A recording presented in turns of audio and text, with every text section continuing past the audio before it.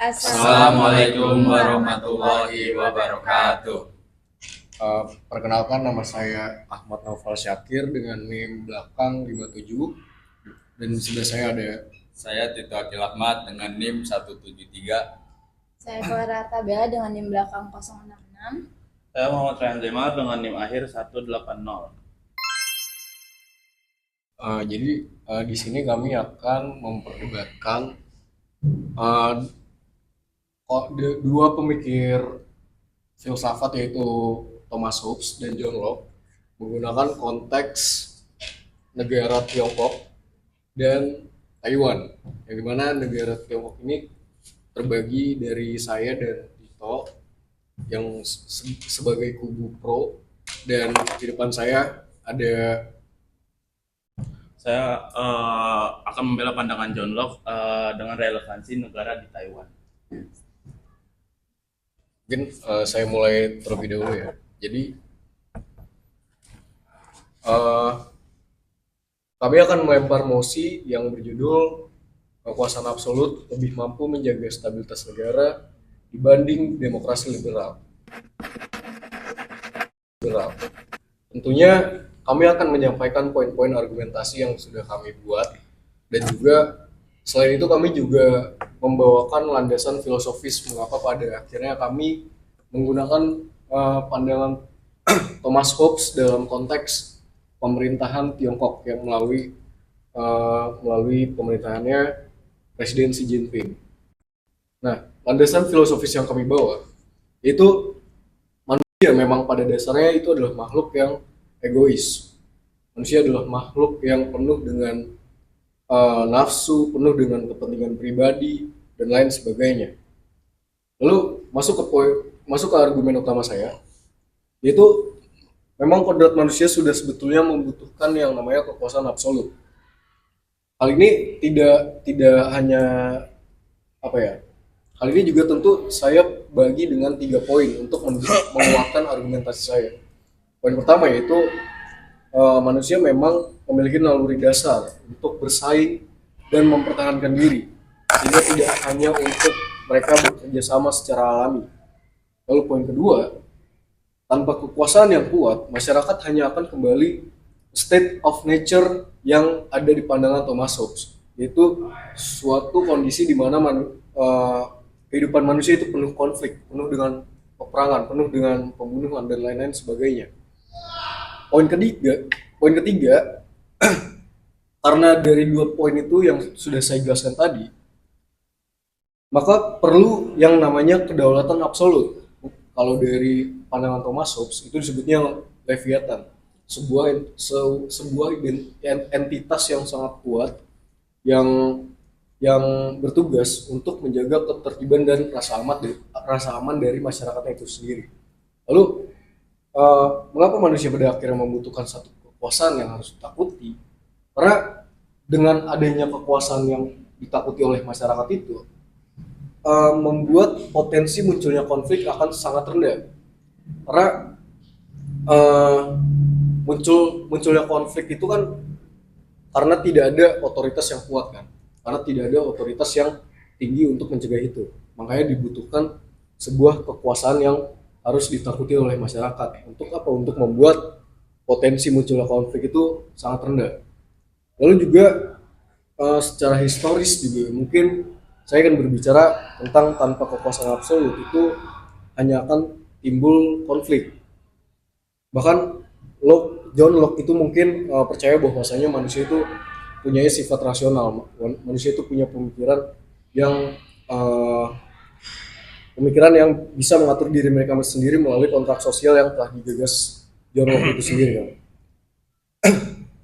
Tapi kalau saya menggunakan pandangan Thomas Hobbes itu sangat terlalu idealis dan juga utopis, karena sejarah juga membuktikan bahwasanya ketika suatu negara memiliki otoritas yang lemah, otoritas yang cenderung tidak punya power, itu hanya akan muncul kekacauan. Mungkin konteks bisa kita bilang perang saudara di Inggris pada saat itu, juga rusuhan, terus juga kudeta mungkin. Lalu yang Yang kedua, argumentasi kedua, itu kestabilan politik lebih penting dibandingkan dengan kebebasan. Poin pertama, saya ingin menyampaikan tentang demokrasi liberal. Memang demokrasi liberal itu menekankan sekali apa yang namanya hak-hak individu dan juga kebebasan setiap masyarakat gitu kan.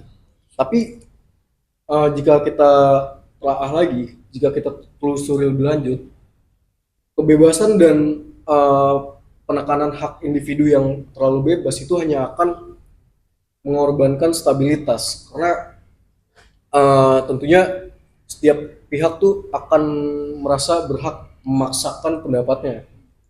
Jadi ada pihak yang memang ingin menyuarakan pendapatnya, tapi pada akhirnya pendapatnya itu tidak diakomodir. Lalu kemudian dia mulai mencoba dengan upaya-upaya yang mungkin berindikasi dengan kekerasan. Untuk apa? Untuk memaksakan pendapatnya itu dalam konteks demokrasi liberal. Lalu poin kedua, menurut saya kekuasaan absolut itu memang menjamin keputusan cepat dan konsisten tanpa hambatan dari pihak manapun. Karena kalau misalkan kalau misalkan kekuasaan otoritas itu ingin membuat sebuah kebijakan yang dimana kebijakan tersebut memiliki urgensi yang tinggi, itu tanpa adanya kekuasaan absolut itu akan sulit, karena kebijakan kebijakan itu tuh harus melalui proses-proses dari mungkin dari pengawasan dari oposisi dan lain sebagainya. Padahal kalau kita menggunakan pandangan kekuasaan absolut itu kan jadi lebih cepat, karena tergantung lagi kalau misalkan kebijakan itu sifatnya sangat urgent dan juga itu demi kemaslahatan bagi masyarakatnya itu sendiri. Nah, mungkin saya ingin bicara tentang konteksnya itu, misal dari perang, mungkin dari pandemi, krisis ekonomi.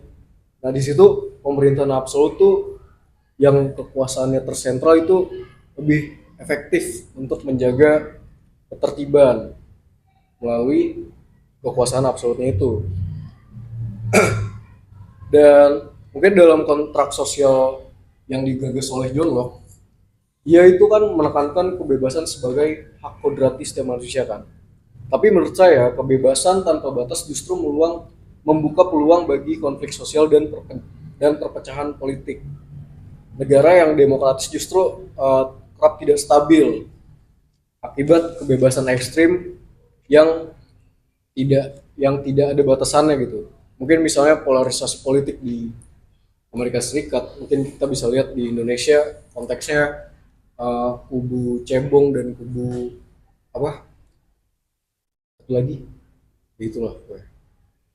Sehingga saya tuh menilai bahwasanya Thomas Hobbes dan Xi Jinping itu memang memiliki penilaian yang sama, karena keduanya itu merupakan tokoh yang sama-sama menilai bahwasanya kestabilan itu lebih rasional daripada kebebasan tanpa batas. Mungkin itu saja argumentasi yang dapat saya sampaikan. Mungkin kalau memang ada tambahan, ada sanggahan, bisa langsung disanggah. Terima kasih kepada tim pro yang sudah menyampaikan argumennya. Saya di sini sebagai tim kontra ingin menanggapi 2 poin utama yang sudah disampaikan oleh tim pro terkait pihak pro yang membela pandangan Thomas Hobbes gitu. Pertama, pihak pro di sini mengatakan bahwasanya kodrat manusia itu sudah sepenuhnya membutuhkan kekuasaan absolut. Nah, di sini saya setuju sebagai perwakilan dari tim kontra. Di sini saya setuju bahwasanya manusia itu memiliki kecenderungan egois dan kecenderungan yang egois dan bisa menimbulkan konflik jika tidak diatur. Hal ini juga diakui oleh John Locke gitu. Namun Locke di sini menegaskan bahwa kodrat manusia bukan hanya tentang naluri untuk bertahan hidup, tetapi juga memiliki akal dan juga moralitas yang membuat mereka mampu hidup dalam tatanan yang adil tanpa harus tunduk pada kekuasaan yang absolut. Bagi Locke, ketika manusia sepakat membentuk suatu negara, mereka tidak menyerahkan seluruh haknya kepada penguasa, tetapi hanya sebagian yang diperlukan untuk menjaga suatu ketertiban di suatu negara gitu. Artinya negara bukan pemilik manusia, tetapi negara ini atas tapi negara ini perwakilan dari kehendak rakyat gitu. Disinilah perbedaan fundamental antara Locke dan juga Hobbes. Hobbes di sini percaya bahwasanya stabilitas itu muncul dari ketakutan terhadap kekuasaan yang mutlak. Sedangkan Locke percaya stabilitas itu tumbuh dari kepercayaan dan atas kehendak rakyat. Contohnya bisa kita lihat di Taiwan, di mana rakyatnya hidup dalam sistem demokrasi yang sehat dan justru karena ada batasan kekuasaan mereka bisa tetap stabil dan juga maju gitu negaranya. Jadi tidak benar bahwa kodrat manusia itu membutuhkan kekuasaan yang absolut. Yang dibutuhkan adalah pemerintah yang adil dan juga bertanggung jawab, bukan yang malah menakutkan rakyatnya gitu. Nah, lalu di sini yang kedua itu tim pro menyatakan bahwasanya kestabilan politik lebih penting daripada kebebasan. Nah, kami dari tim kontra ini tidak sepenuhnya menolak pernyataan itu karena memang stabilitas itu penting bagi keberlangsungan hidup suatu negara. Namun yang kami tolak adalah cara untuk mencapainya. Jika kestabilan dicapai dengan mengorbankan kebebasan, maka itu bukan stabilitas sejati, melainkan suatu penindasan yang dibungkus dengan rapi gitu. Dalam pandangan lo, kebebasan dan juga stabilitas ini bukan dua hal yang saling meniadakan, tetapi dua hal yang saling menopang. Tanpa kebebasan, rakyat akan kehilangan kepercayaan terhadap pemerintah. Nah, dan tanpa kepercayaan rakyat, stabilitas itu akan rapuh gitu. Taiwan sekali lagi menjadi bukti nyata, meskipun mereka memberi ruang yang besar pada kebebasan berekspresi dan pemilu yang terbuka, negara itu tetap bisa stabil, bahkan lebih stabil dibanding banyak negara yang mempraktikkan kekuasaan absolut gitu. Jadi terhadap musik kekuasaan absolut lebih mampu menjaga stabilitas negara dibanding demokrasi liberal. Kami dari tim kontra sekali lagi menegaskan bahwasanya stabilitas sejati hanya dapat dicapai ketika uh, kekuasaan dibatasi dan rakyat memiliki suara. Kekuasaan absolut mungkin memberi ketenangan sesaat, tapi demokrasi yang liberal itu memberikan keteguhan jangka panjang. Tuh. Baik, di sini saya akan memperkuat posisi tim kami selaku tim kontra sebagai sebagaimana rekan saya tadi sudah sampaikan. Pihak pro itu kan mendasarkan argumen mereka itu pada dua klaim. Yang pertama itu kan manusia secara kodrati membutuhkan kekuasaan absolut. Dan yang kedua itu stabilitas politik lebih penting daripada kebebasan karena kebebasan dianggap hanya akan menimbulkan konflik.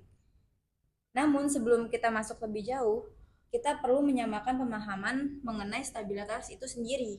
Nah, bagi kami selaku tim kontra, stabilitas itu bukan sekadar kondisi ketika negara ini terlihat tenang, damai, dan tidak ada kerusuhan, tidak ada demonstrasi.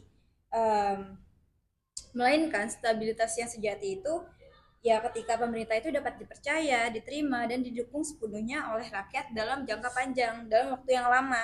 Bukan karena rakyat itu takut dihukum, bukan karena ada sesuatu yang membatasi rakyat sehingga rakyat ini takut untuk bersuara, tetapi karena rakyat itu memang melihat bahwa pemerintahan tersebut itu memang layak dan sah untuk dijalankan. Nah, itulah prinsip yang menjadi dasar sistem demokrasi liberal.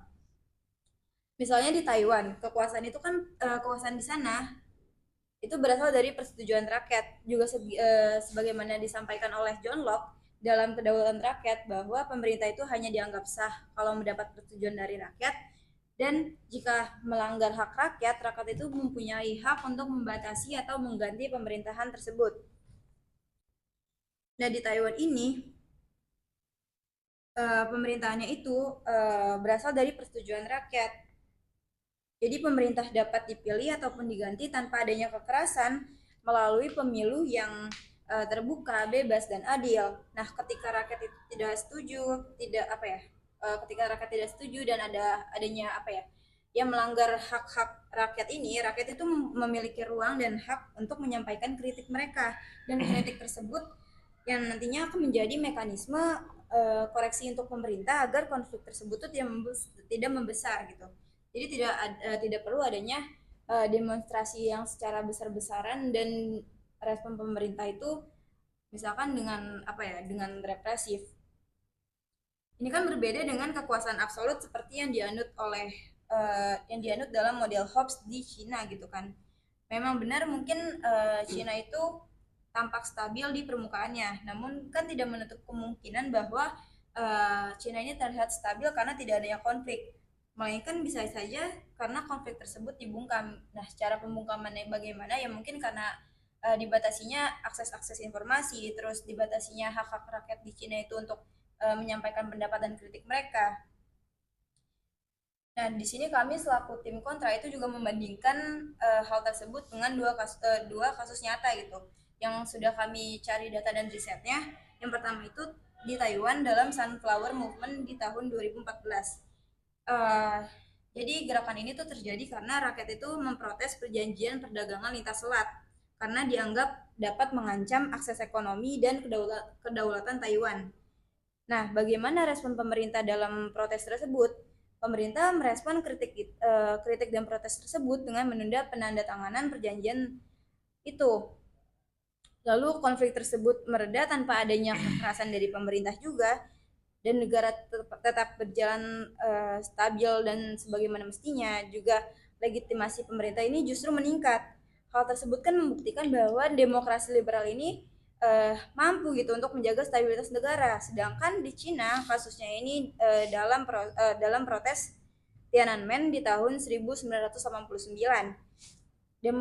Demonstrasi atau protes tersebut kan muncul karena adanya ketidakpuasan publik terhadap korupsi dan keinginan untuk reformasi ekonomi dan politik pada saat itu. Namun karena kekuasaan di sana itu bersifat absolut, kritik itu jadi dianggap sebuah ancaman.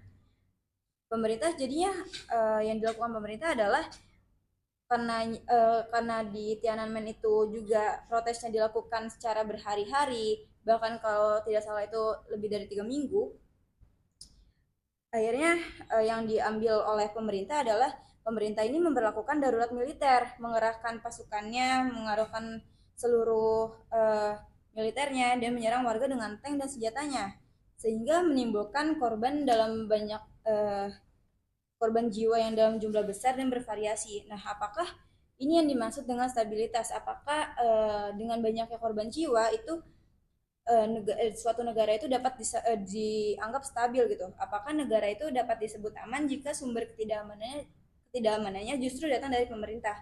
Kalau ini kan dengan kata lain kekuasaan absolut itu menciptakan keheningan, kedamaian dan ketenangan karena adanya rasa takut dari rakyatnya kan terhadap pemerintah, terhadap negaranya. Sedangkan demokrasi liberal itu menciptakan stabilitas karena rakyat percaya dengan pemerintahannya, percaya dengan negaranya.